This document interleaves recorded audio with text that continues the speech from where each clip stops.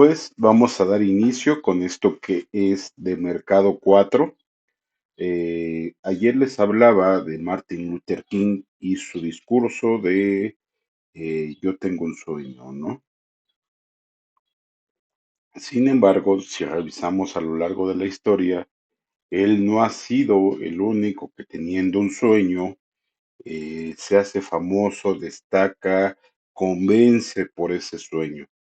Incluso antes de Cristo, antes de la era cristiana, ya existían personas que tenían sueños y con base en esos sueños fueron creciendo eh, y se hicieron famosos. Ejemplo de ello es José el Soñador, al que para ponerle como ejemplo y tratando de emular a lo que hiciera Martin Luther King, le puse a esta presentación como título Un sueño de esperanza y más o menos mi intención es platicarles de qué va. Recuerden que si bien de momento no soy considerado como cristiano, sí soy considerado como un libre pensador, creo en Dios, leo la Biblia y etcétera, etcétera, ¿no? Incluso en temas espirituales, por decirlo de alguna manera, considero que una persona, un individuo, tiene el derecho a ser un individuo completo, es decir, estar bien en salud mental, en salud espiritual y en salud física, ¿no? Y es por eso que toco este tipo de temas para que no se dejen engañar y vayan a la referencia exacta para que busquen o sepan de qué hablo el tema o de qué va, ¿no? Y se los hago de esta manera como un cuento para que eh, no sea tan tedioso o tan aburrido como sería un domingo en la iglesia. Y no es porque sea aburrido en sí, sino se los digo a tono personal, porque para mí ya resultaba aburrido, sobre todo porque en muchas ocasiones leían la Biblia y sacaban de contexto la lectura para decir un montón de incoherencias, ¿no? Así que vamos a ver un bonito cuento con su debida referencia para que lean la historia real, ¿no? Así que ahí vamos, ¿no? Contexto, José. ¿Quién era José? José era conocido por su don especial. Dios le revelaba el futuro a través de sueños. Su historia registrada en el libro del Génesis en la Biblia es una mezcla de tragedia, redención, fe y perdón. ¿Por qué tragedia? Porque en algún momento el hecho de tener sueños, sueños que se consideraban de alguna manera proféticos, causó la envidia de sus hermanos, lo que provocó que fuera vendido como esclavos en el menor de los casos, porque pudo haber terminado eh, ahogado en una cisterna, ¿no? Así que, bueno, vamos a ver de qué va el tema, ¿no? Porque primero que nada vamos a ver por qué era tan odiado José. José era el hijo amado de su padre Jacob, es decir, era de alguna manera el preferido de Jacob, que Jacob también por ahí tiene una historia bastante interesante que en algún momento la vamos a ver, porque también él era un soñador. Él llegó, dice la Biblia, que llegó incluso a pelear un ángel diciendo, no te soltaré hasta que no me bendigas, ¿no? Y tuvo un sueño, etcétera, etcétera, en donde soñaba que ángeles subían y bajaban por una escalera. Aquí la cuestión es que muchas personas que se sienten o dicen ser religiosos sacan este tipo de cosas de contexto, como el sueño de Jacob, para llevarlo a un ámbito no espiritual, no del lado que te hace crecer como persona, sino literal del lado que esa fuerza que las cosas deben de pasar porque así lo decretan, ¿no? Y no, la verdad es que no es así. Dice un dicho muy conocido y muy sabio, a fuerza ni los zapatos, ¿no? Así que continuamos. A los 17 años, Jacob le regaló una túnica de colores, lo que aumentó el resentimiento de sus hermanos. Es decir, en aquel entonces, pues el hecho de cómo vestías, de qué color teñías tu vestimenta, pues significaba mucho, quería decir mucho, porque estaban llenos o vivían en un mundo lleno de simbolismos. Tan simbolismos, tan importante era que, por ejemplo, cuando tuvieron gemelos, ¿a quién se le bendecía primero, si a uno o al otro? O, por ejemplo, ¿a quién esto o a quién el otro? Incluso es el origen de la envidia con la historia de Abel y Caín, ¿no? ¿A quién la ofrenda de quién le pareció mejor a Dios, si la tuya o la mía, ¿no? ¿Por qué? Porque pues era una época llena de simbolismos en donde el hecho de hacer algo siempre conllevaba la idea de una competencia que de no ser como se esperaba, pues generaba este tipo de odios o de rencillas, ¿no? José tenía sueños proféticos. En uno vio gavilas de trigo inclinándose ante la suya y en otro el sol, la luna y 11 estrellas representando a sus padres y hermanos inclinándose a él. Y es que recuerden que Jacob pues es el padre de Israel o de las 12 tribus de Israel, ¿no? Y en este caso lo que quería decir es que básicamente pues era el nuevo líder que al final del día sí terminó siendo, sin embargo se dio a través de un montón de sinsabores, ¿no? Incluido el hecho de que estuvo en la cárcel porque por ahí alguna señora esposa de un político muy importante lo odiaba, eh, porque ya saben que el despecho en una mujer es peligroso, tanto que lo pusieron en la cárcel, lugar en el que se hizo famoso porque pues sabía de este asunto de los sueños, ¿no?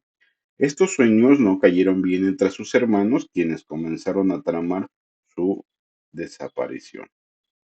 Y es que en general es lo que causa el odio, ¿no? Odio que por alguna razón que no entiendo es bien visto dentro del mundo cristiano, cuando entiendo que debería de ser al revés, ¿no? Es el tipo de sentimientos que en teoría se busca desaparecer con el incremento de temas como la fe, la bondad, las virtudes, etcétera, ¿no? Incluso se dice que cuando eres espiritual, te dejas guiar por ese espíritu y en términos de algo que se les haga más conocido, que lo llegue a utilizar Buda, no buscas la violencia, primero buscas otro tipo de caminos, otro tipo de soluciones, otro tipo de alternativas y la violencia va pasando a último término, ¿no? Aunque yo opino, y es mi opinión muy personal, creo que todo debe de estar equilibrado. Es decir, te doy la mano, te doy un vaso de agua, te invito a desayunar, te invito un té, un café, platicamos, no llegamos a un acuerdo. Primero, buscamos ser eh, civilizados, llegar a acuerdos y posteriormente, si no hay ningún acuerdo, pues procedemos con la guerra, procedemos con la violencia. Incluso dice por ahí el dicho de algunas fuerzas especiales de algún país, no me acuerdo de cuál es, eh, y no me acuerdo tampoco de la fuerza especial, me parece que son los caiviles, que dicen, si quieres paz, prepárate para la guerra, aunque podría estar equivocado y no ser de ellos, porque, bueno, aunque tu intención es llegar a un acuerdo por las buenas, que debe de ser, yo creo que el deber ser de todo líder, de toda persona que tiene autoridad o poder. Sin embargo, sabes o estás preparado para una guerra y estás en el entendido de que toda guerra tiene consecuencias. Cuando tú inicias una guerra, debes de saber que esa guerra va a tener como resultado bajas, va a tener como resultado derramamiento de sangre, va a tener como resultado eh, actos violentos, muerte, etcétera. Y es por eso que muchos líderes que intenten o busquen ser buenos líderes, lo menos que buscan es iniciar una guerra. Y eso lo he escuchado recientemente de todos aquellos que considero que son buenos líderes, ¿no? Y no tengo ningún bando en específico porque he escuchado ese tipo de opiniones, tanto de un lado como del otro, ¿no? ¿Por qué? Pues porque a nadie le gusta ver a gente morir de a gratis, ¿no? Simple y sencillamente por eso. Bueno, continuamos con la historia en la venta, ¿no? Un día Jacob envió a José a verificar cómo estaban sus hermanos mientras pastoreaban las ovejas. Cuando lo vieron de lejos, vestido con la túnica de colores, decidieron deshacerse de él. Originalmente planearon matarlo, pero el hermano mayor, Rubén, sugirió arrojarlo a una cisterna, es decir, encerrarlo en el tanque, ¿no? Y este tipo de cosas, sobre todo, es un punto bastante interesante. Por ahí les recomiendo los libros del psicoanalista, porque muchos asesinatos precisamente terminan en cuerpos de agua, ¿no? Porque pues es un tanto sencillo y lógico visto desde el punto de vista científico, porque el agua se encarga de destruir toda evidencia de si hubo alguna clase de maltrato, alguna clase de tortura, huellas de lo que sea. El agua descompone la carne y con esa descomposición se lleva todo ese tipo de evidencias, ¿no?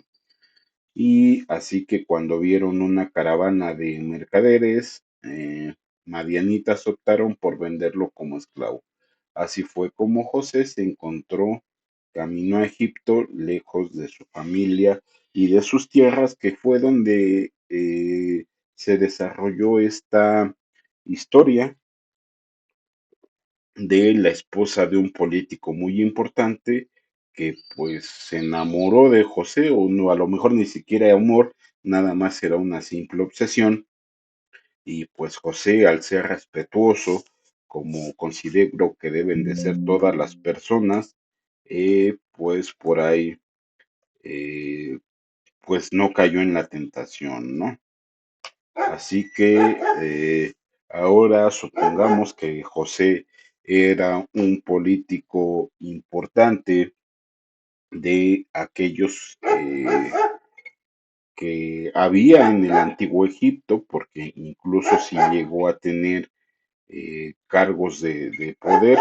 Vamos a imaginar por un momento cómo hubiera sido el discurso de José el Soñador si hubiera tenido esa convicción, ese ideal de algunos políticos, como ya hemos visto, como el que vimos ayer de Martin Luther King, ¿no? Hubiera empezado quizá con decir hermanos y hermanas, hoy me encuentro aquí un soñador vendido como esclavo, pero también un creyente en los designios de Dios. Mis sueños proféticos, aunque causaron envidia y dolor, también me mostraron un camino de esperanza.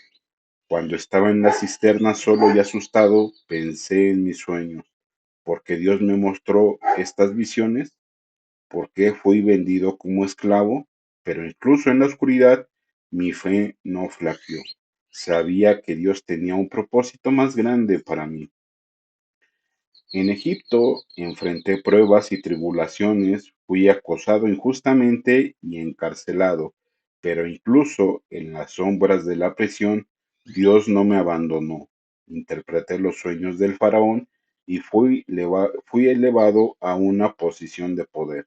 Mi familia, aquellos mismos hermanos que me vendieron, finalmente se inclinaron ante mí. Hermanos y hermanas, no importa cuán oscuro sea el camino que recorremos, no perdamos la esperanza. Dios tiene un plan para cada uno de nosotros. A veces nuestros sueños pueden parecer imposibles, pero recordemos las palabras del salmista, aunque ande en valle de sombra y de muerte, uno, porque tú estarás conmigo. Salmo 23. Así como Martin Luther King Jr. tuvo un sueño de igualdad y justicia, yo también tuve un sueño